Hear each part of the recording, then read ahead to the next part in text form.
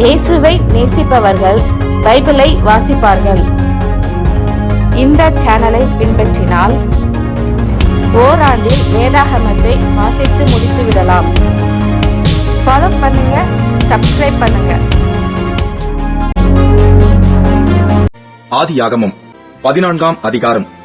சினேயாரின் ராஜாவாகிய அம்ராபேலும் ஏலாசாரின் ராஜாவாகிய அரியோகும் ஏலாமின் ராஜாவாகிய கெதலா கோமேரும் ஜாதிகளின் ராஜாவாகிய திதியாலும் இருந்த நாட்களில் அவர்கள் சோதோமின் ராஜாவாகிய பேராவோடும் கொமோராவின் ராஜாவாகிய பிர்சாவோடும் அத்மாவின் ராஜாவாகிய சினேயாவோடும் செபோயுமின் ராஜாவாகிய செமேபரோடும் சோவார் என்னும் பேலாவின் ராஜாவோடும் யுத்தம் பண்ணினார்கள்.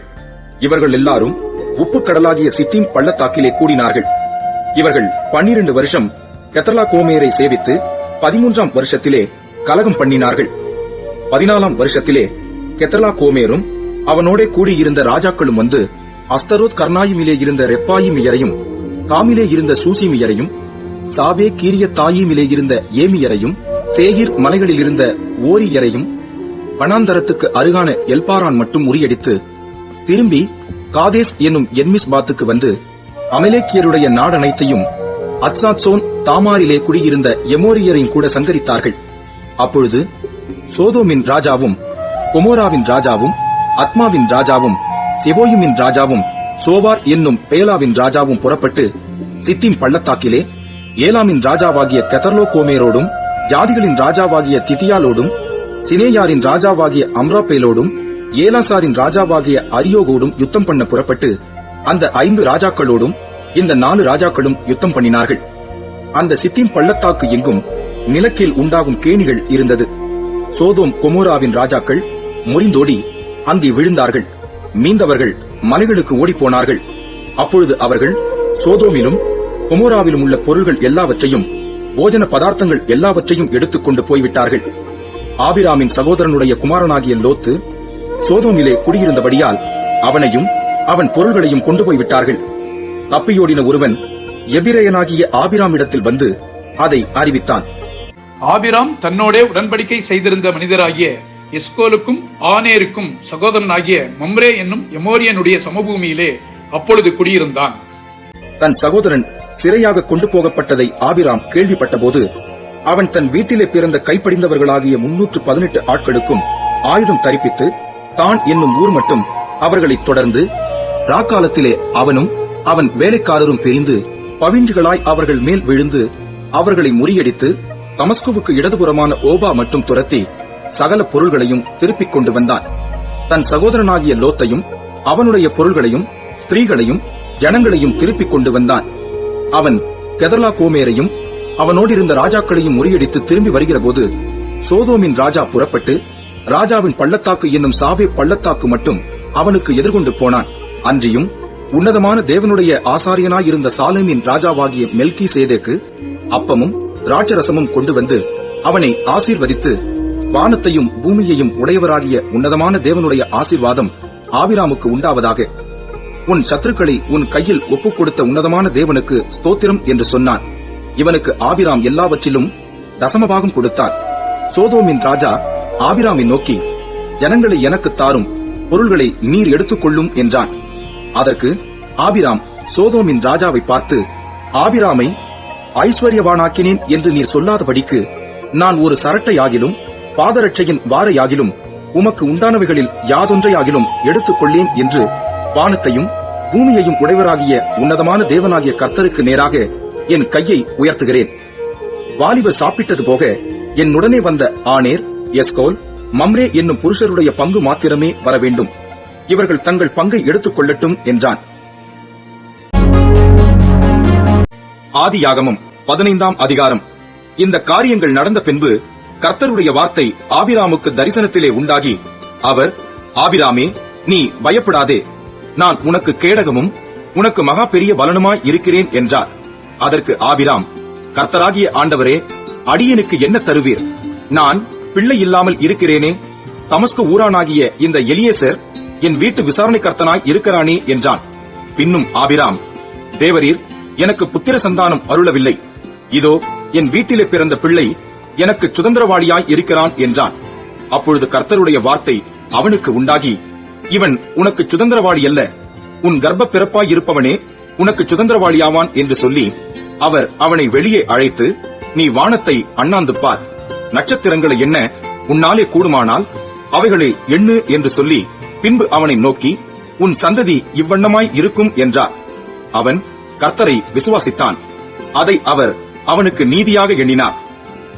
பின்னும் அவர் அவனை நோக்கி, இந்த தேசத்தை உனக்கு சுதந்திரமாக கொடுக்கும் பொருட்டு உன்னை ஊர் என்கிற கல்தேயருடைய பட்டணத்திலிருந்து அழைத்து வந்த கர்த்தர் நானே என்றார். அதற்கு அவன், கர்த்தராகிய ஆண்டவரே, நான் அதை சுதந்திரித்துக் கொள்வேன் என்று எதினால் அறிவேன் என்றான். அதற்கு அவர், 3 வயது கிடாரியையும் 3 வயது வெள்ளாட்டையும் 3 வயது ஆட்டுக்கடாவையும் ஒரு காட்டுப்புறாவையும் ஒரு புறா குஞ்சையும் என்னிடத்தில் கொண்டு வா என்றார். அவன் அவைகள் எல்லாவற்றையும் அவரிடத்தில் கொண்டு வந்து அவைகளை நடுவாக துண்டித்து துண்டங்களை ஒன்றுக்கொன்று எதிராக வைத்தான். பட்சிகளை அவன் துண்டிக்கவில்லை. பறவைகள் அந்த உடல்களின் மேல் இறங்கின. அவைகளை ஆபிராம் துரத்தினான். சூரியன் அஸ்தமிக்கும் போது ஆபிராமுக்கு அயர்ந்த நித்திரை வந்தது. திகிலும் காரிருளும் அவனை மூடிக்கொண்டது.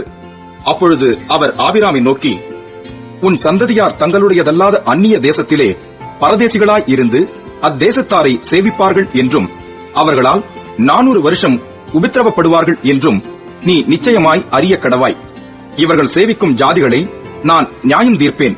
பின்பு மிகுந்த பொருள்களுடனே புறப்பட்டு வருவார்கள். நீ சமாதானத்தோடே உன் பிதாக்களிடத்தில் சேருவாய். நல்ல முதிர் வயதிலே அடக்கம் பண்ணப்படுவாய். 4ஆம் தலைமுறையிலே அவர்கள் இவ்விடத்துக்கு திரும்ப வருவார்கள். ஏனென்றால் எமோரியருடைய அக்கிரமம் இன்னும் நிறைவாகவில்லை என்றார். சூரியன் அஸ்தமித்து காரிருள் உண்டான பின்பு இதோ புகைகிற சூளையும் அந்த துண்டங்களின் நடுவே கடந்து போகிற அக்னி ஜுவாலையும் தோன்றின. அந்நாளிலே கர்த்தர் ஆபிராமோடே உடன்படிக்கை பண்ணி எகிப்தின் நதி துவக்கி ஐபிராத்து நதி என்னும் பெரிய நதி மட்டும் உள்ளதும் கேனியரும் கெனிசியரும் கத்மோனியரும் ஏத்தியரும் பெரிசியரும் ரெப்பாயிமியரும் எமோரியரும் கானானியரும் கிர்காசியரும் எபூசியரும் என்பவர்கள் இருக்கிறதுமான இந்த தேசத்தை உன் சந்ததிக்கு கொடுத்தேன் என்றார். ஆதியாகமம் 16ஆம் அதிகாரம். ஆபிராமுடைய மனைவியாகிய சாராய்க்கு பிள்ளை இல்லாதிருந்தது. எகிப்து தேசத்தாளாகிய ஆகார் என்னும் பேர் கொண்ட ஒரு அடிமை பெண் அவளுக்கு இருந்தாள். சாராய் ஆபிராமை நோக்கி, நான் பிள்ளை பெறாதபடிக்கு கர்த்தர் என் கர்ப்பத்தை அடைத்திருக்கிறார். என் அடிமை பெண்ணோடே சேரும், ஒருவேளை அவளால் என் வீடு கட்டப்படும் என்றாள். சாராயின் வார்த்தைக்கு ஆபிராம் செவி கொடுத்தான். ஆபிராம் கானான் தேசத்தில் 10 வருஷம் குடியிருந்த பின்பு ஆபிராமின் மனைவியாகிய சாராய் எகிப்து தேசத்தாளான தன் அடிமை பெண்ணாகிய ஆகாரை அழைத்து அவளை தன் புருஷனாகிய ஆபிராமுக்கு மறுமனையாட்டியாக கொடுத்தாள். அவன் ஆகாரோடு சேர்ந்தபோது அவள் கர்ப்பந்தரித்தாள். அவள் தான் கர்ப்பவதியானதை கண்டபோது தன் நாச்சியாரை அற்பமாக எண்ணினாள். அப்பொழுது சாராய் ஆபிராமை நோக்கி, எனக்கு நேரிட்ட அநியாயம் உமது மேல் சுமரும். என் அடிமை பெண்ணை உம்முடைய மடியிலே கொடுத்தேன். அவள் தான் கர்ப்பவதியானதைக் கண்டு என்னை அற்பமாக எண்ணுகிறாள். கர்த்தர் எனக்கும் உமக்கும் நடு நின்று நியாயம் தீர்ப்பாராக என்றாள். அதற்கு ஆபிராம் சாராயை நோக்கி, இதோ உன் அடிமை பெண் உன் கைக்குள் இருக்கிறாள். உன் பார்வைக்கு நலமானபடி அவளுக்குச் செய் என்றான். அப்பொழுது சாராய் அவளை கடினமாய் நடத்தினபடியால் அவள் அவளை விட்டு ஓடிப்போனாள். கர்த்தருடைய தூதனானவர் அவளை வனாந்தரத்திலே சூருக்கு போகிற வழியருகே இருக்கிற நீருற்றண்டையில் கண்டு, சாராயின் அடிமை பெண்ணாகிய ஆகாரே, எங்கே இருந்து வருகிறாய், எங்கே போகிறாய் என்று கேட்டார். அவள், நான் என் நாச்சியாராகிய சாராயை விட்டு ஓடிப்போகிறேன் என்றாள். அப்பொழுது கர்த்தருடைய தூதனானவர், நீ உன் நாச்சியார் அண்டைக்கு திரும்பி போய் அவள் கையின் கீழ் அடங்கியிரு என்றார். பின்னும் கர்த்தருடைய தூதனானவர் அவளை நோக்கி, உன் சந்ததியை மிகவும் பெருக பண்ணுவேன், அது பெருகி எண்ணி முடியாததாய் இருக்கும் என்றார்.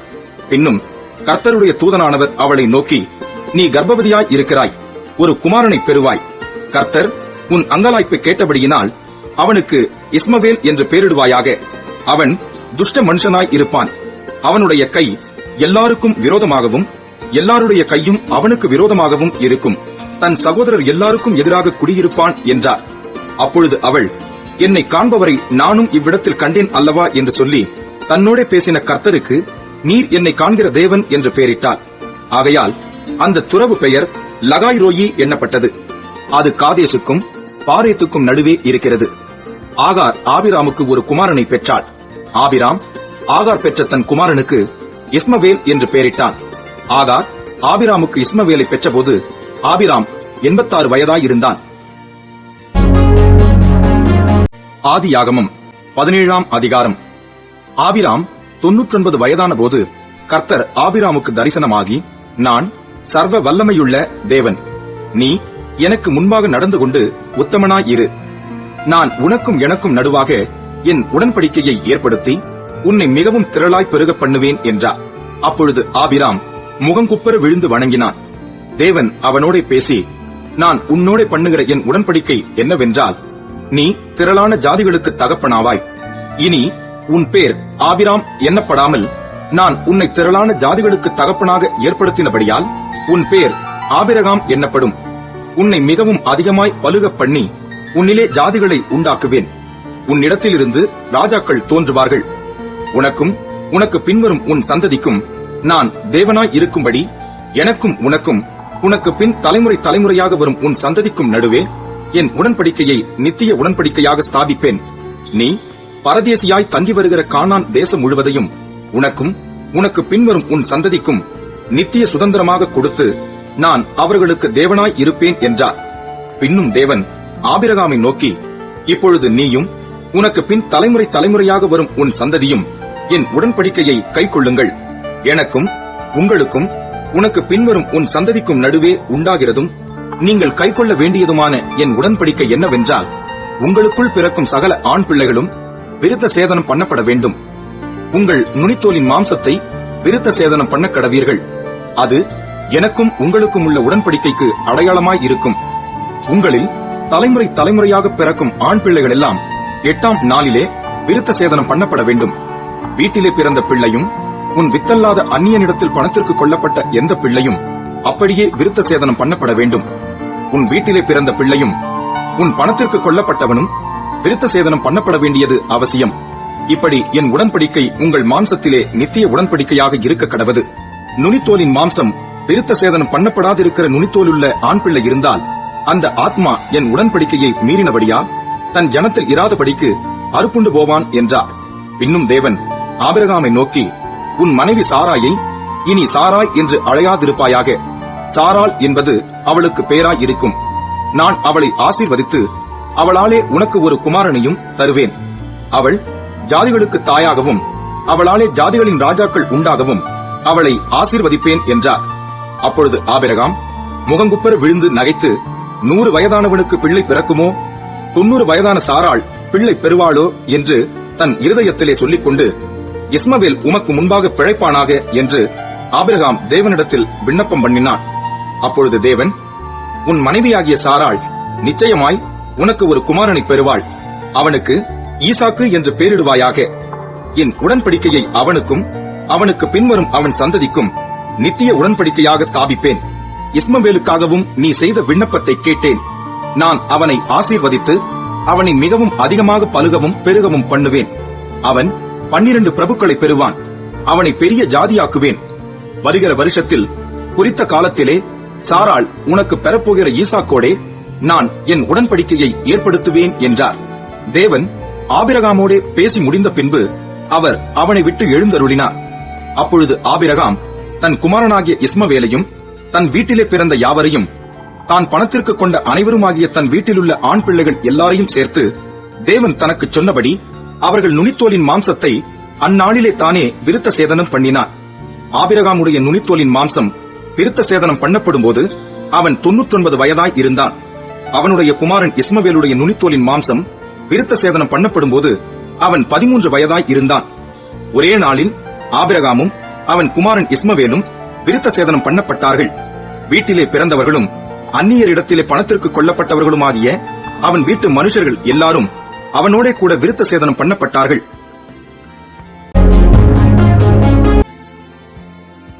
சங்கீதம் 56. தேவனே, எனக்கு இரங்கும். மனுஷன் என்னை விழுங்க பார்க்கிறான். நாள்தோறும் போர் செய்து என்னை ஒடுக்குகிறான். என் சத்துருக்கள் நாள்தோறும் என்னை விழுங்க பார்க்கிறார்கள். உன்னதமானவரே, எனக்கு விரோதமாய் அகங்கரித்து போர் செய்கிறவர்கள் அநேகர். நான் பயப்படுகிற நாளில் உம்மை நம்புவேன். தேவனை முன்னிட்டு அவருடைய வார்த்தையை புகழுவேன். தேவனை நம்பியிருக்கிறேன், நான் பயப்படேன். மாம்சமானவன் எனக்கு என்ன செய்வான்? நித்தமும் என் வார்த்தைகளை புரட்டுகிறார்கள். எனக்கு தீங்கு செய்வதே அவர்கள் முழு எண்ணமாயிருக்கிறது. அவர்கள் ஏகமாய் கூடி பதிவிருக்கிறார்கள். என் பிராணனை வாங்க விரும்பி என் காலடிகளை தொடர்ந்து வருகிறார்கள். அவர்கள் தங்கள் அக்கிரமத்தினால் தப்புவார்களோ? தேவனே, கோபம் கொண்டு ஜனங்களை கீழே தள்ளும். என் அலைச்சல்களை தேவரீர் எண்ணி இருக்கிறீர். என் கண்ணீரை உம்முடைய துருத்தியில் வையும். அவைகள் உம்முடைய கணக்கில் அல்லவோ இருக்கிறது. நான் உம்மை நோக்கி கூப்பிடும் நாளில் என் சத்துருக்கள் பின்னிட்டு திரும்புவார்கள். தேவன் என் பட்சத்தில் இருக்கிறார் என்பதை அறிவேன். தேவனை முன்னிட்டு அவருடைய வார்த்தையை புகழுவேன். கர்த்தரை முன்னிட்டு அவருடைய வார்த்தையை புகழுவேன். தேவனை நம்பியிருக்கிறேன், நான் பயப்படேன். மனுஷன் எனக்கு என்ன செய்வான்? தேவனே, நான் உமக்கு பண்ணின பொருத்தனைகள் என்மேல் இருக்கிறது. உமக்கு ஸ்தோத்திரங்களை செலுத்துவேன். நான் தேவனுக்கு முன்பாக ஜீவனுள்ளோருடைய வெளிச்சத்திலே நடக்கும்படி நீர் என் ஆத்துமாவை மரணத்துக்கும் என் கால்களை இடரலுக்கும் தப்புவியாதிருப்பீரோ?